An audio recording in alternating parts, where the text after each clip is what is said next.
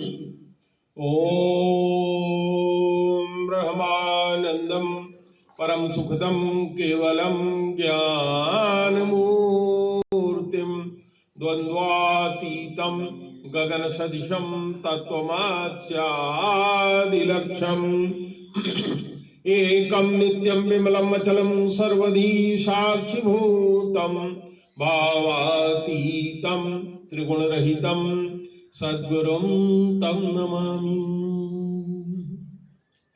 आप लोग मेरे साथ बोलिए श्री राम जय जय राम जय सिया राम जय जय सिया राम। श्री राम जय राम जय सिया राम जय सिया राम। जप ले राम का नाम अंत समय में आएगा काम। जप ले राम का नाम अंत समय में आएगा काम। जग की दौलत है बेकार, अंत समय में न आएगी काम। जग की दौलत है बेकार, अंत समय में आएगी काम। एक बार प्रेम से बोलो गुरुदेव भगवान की जय। आप लोगों ने चर्चा किया की है गुरुदेव, पिछले बार आपने कवि हरि और अंतरिक्ष जी की बात जो बताई है उस पे थोड़ा सा प्रकाश डालने की कृपा करें। तो कथानक इस तरह से है कि एक बार भगवान श्री कृष्ण के पिता वासुदेव जी के यहाँ नारद जी पहुँचे। नारद जी का उनके पिता ने स्वागत किया और नारद जी से कहा कि हे मुनिवर, आपका आगमन मेरी भलाई के लिए है, क्योंकि संत के आगमन से सब कुछ बन जाता है। वासुदेव जी ने कहा कि पिछले जन्म में मैंने भगवान की उपासना इसलिए किया था कि वह परब्रह्म परमेश्वर मेरा पुत्र होकर के मुझे प्राप्त हो जाए, लेकिन मेरी मुक्ति की या भक्ति की कोई इच्छा नहीं थी। अब मैं आपसे ये जानना चाहता हूं कि किसी भी जीव के लिए अत्यांतिक क्षेम क्या है। अत्यांतिक क्षेम का मतलब होता है कि अंतिम में उसका किससे भला होगा। क्षेम माने होता है कुशलता। तो नारद जी ने उनसे कहा कि आप बड़े भाग्यशाली हैं कि परब्रह्म परमेश्वर आपका पुत्र है। आप उसे पुत्र के रूप में मानते और जानते हैं, इसलिए उसके भक्ति का भाव आपके मन के अंदर नहीं उत्पन्न हो रहा है, जैसा कि आपने मुझसे बताया। लेकिन आपका जो ये पुत्र है ये साक्षात परब्रह्म है, परमेश्वर है, परमात्मा है, जो आपके यहाँ उत्पन्न हुआ है। तो उन्होंने कहा महाराज आत्यांतिक क्षेम क्या है ये मुझे बताइए। तो उन्होंने एक कथानक का वर्णन किया। कहा प्राचीन समय में जनक जी के पूर्वज राजा निमि जी का स्थान आप लोग जानते हैं कि आंखों में उनको निवास दिया गया है। बहुत ही तपस्वी थे। उनके पास 9 योगीश्वर कवि हरि अंतरिक्ष प्रबुद्ध पिप्पलायन आविर्होत दुमिल चमस और करभाजन ये 9 लोग पहुंचे थे। इन 9 लोगों ने जो उपदेश जनक जी को दिया था, नारद जी ने कहा कि हे राजन, हे वासुदेव जी, मैं आपको वही उपदेश सुनाता हूं। इसमें व्यक्ति का आत्यांतिक क्षेम कैसे होगा ये सारी बात छिपी हुई है। नारद जी ने कहा कि राजा निमि बहुत बड़ा यज्ञ कर रहे थे। उसमें ये 9 योगीश्वर जिनको कहीं भी जाने का अधिकार था, आकाश मार्ग से वहां प्रकट हुए। उनसे निमि जी ने पूछा कि हे योगीश्वरों, यह मेरा बड़ा सौभाग्य है कि आप मेरे यहाँ पधारे हैं। हमारे लिए आत्यंतिक क्षेम क्या है। जो इस संसार में जीव पैदा हुआ है उसकी उम्र बहुत कम है, समय उसके पास काफी कम होता है, और उसमें भी वो बहुत तरह के कर्म करता रहता है। सारा जन्म उसका कर्म करते करते ही बीत जाता है। वो जान नहीं पाता कि हम भगवान को कैसे पाएं। तो हमको जो अत्यधिक अच्छा हो, जैसे हमारा किसी का भी जीव का कार्य चल जाए, एक ही जीवन में वो तर जाए, भगवान को प्राप्त हो जाए, उनकी भक्ति मिल जाए, ये हमें बताइए। तो उसमें से जो पहले योगेश्वर थे, ये सारे के सारे योगेश्वर ऋषभ देव जी के पुत्र थे। ऋषभ देव जी के बारे में आप लोग जानते ही हैं कि ऋषभ देव भगवान के स्वयं अवतार थे, भगवान विष्णु के, और उन्होंने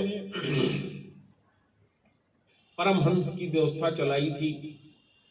स्वयं अपने जीवन काल में अपने सारे 100 पुत्र थे। उनके बड़ा पुत्र उनका भरत कहलाता था, जिसके नाम पर अजनाभ वर्ष का नाम बदल करके भारतवर्ष कहलाया। उनके 100 पुत्रों में से 9 पुत्र ये योगीश्वर हो गए थे, भगवान की बहुत बड़ी तपस्या किया था। इसके बाद 9 और 1 10 भरत को लेकर के, बाकी उनके जो 9 पुत्र थे वो 9 द्वीपों के राजा हो गए, और 81 पुत्र उनके ब्राह्मण हो गए। उन्होंने क्षत्रिय होते हुए भी क्षत्रिय परिवार में जन्म लिया था, लेकिन क्षत्रिय को अधिकार होता है, किसी को भी अधिकार होता है कि भगवान की उपासना करके वो ब्राह्मण धर्म का उसमें आ जाए। उन लोगों ने कर्म कांड का मार्ग अपना करके पूरे विश्व में भगवान को कैसे प्राप्त किया जाए, मीमांसा दर्शन उन लोगों ने दिया। तो इनके ये जो 9 भाई थे, इसमें से सबसे पहले भाई कवि ने कहा, कवि ने संभाला। उन्होंने कहा कि भाई देखो, किसी भी ऐसे जीव को जिसे अपने थोड़े से समय में अपने जीवन का उद्धार करना है, उसको भगवान के जो उपदेश हैं, जिसको भागवत धर्म कहा जाता है, उसको अपने जीवन में अपना लेना चाहिए। तो उन्होंने बताया कि भागवत धर्म क्या है। तो कहा कि वेदों से लेकर के उपनिषद और सब शास्त्रों में भगवान ने अपने मुख से जो उपदेश दिया है वही भागवत धर्म है। भागवत धर्म को बताते हुए उन्होंने कहा कि जो कुछ भी कर्म हम करते हैं, इस समस्त कर्म को, चाहे वो पाप कर्म है, पुण्य कर्म है, जो कुछ भी कर्म हमारे द्वारा होता है, उसको हमें भगवान को समर्पित कर देना चाहिए। भगवान ने क्या उपदेश दिया है? ज्ञानम कर्मम च भक्तिं च। भगवान ने 3 मार्ग अपने पास पहुंचने का बताया है, ज्ञान का मार्ग, कर्म का मार्ग और भक्ति का मार्ग। कहा ज्ञान का मार्ग किसके लिए है? कहा कि जिसके अंदर वैराग्य उत्पन्न हो गया है, जिसे कर्म में अब कोई रुचि नहीं रह गई है, इस संसार से वितृष्णा हो गई है, ऐसा आदमी ज्ञान के मार्ग से चलता है। दूसरा उन्होंने समझाया कि ऐसा व्यक्ति जो अभी संसार में है और संसार के कर्मों को करते हुए भगवान को पाना चाहता है, यानी उसकी आसक्ति अभी कर्म में है, कर्म करना चाहता है वो, तो इस तरह से भगवान को प्राप्त करने वाला जो दर्शन है उसे मीमांसा दर्शन कहते हैं, कर्म मार्ग कहते हैं। इस कर्म मार्ग में क्या बताया जाता है कि अच्छे कर्म करने से हमें स्वर्ग की प्राप्ति होती है, खराब कर्म करने से नरक की प्राप्ति होती है। यह शरीर अपने कर्मों के अनुसार स्वर्ग और नरक का भोग पाता है। अगला उन्होंने समझाया कि ऐसा व्यक्ति जिसको न संसार से अभी त्याग हुआ है, न उसे कर्म मार्ग में बहुत ज्यादा करने की प्रवृत्ति है, क्योंकि कर्म मार्ग में कर्म ही करते रहते हैं और कर्म हमको फंसाने वाले होते हैं। अच्छा कर्म है तो वो भी फंसाता है, सुख भोगना पड़ेगा। खराब कर्म है तो वो भी हमें फंसाता है, दुख भोगना पड़ेगा। और इसी को स्वर्ग और नरक के बारे में चर्चा करके वर्णन किया गया है। ये कर्म मार्ग इसलिए बनाया गया है कि लोग सुख पाने के लिए इस कर्म को करते रहें और कर्म को समाप्त करने का उपाय भी पुनर्कर्म करना है। इसलिए कर्म मार्ग में कहीं अंत नहीं है। पहले कर्म करो और फिर उस किए हुए कर्म को समाप्त करने के लिए कर्म करो, और उसका अंत में प्रतिफल कुछ नहीं। फिर बाद में यही कहते हैं कि इन सारे कर्मों को हम भगवान को समर्पित कर दें, यही एकमात्र रास्ता है। यही कवि जी ने समझाया।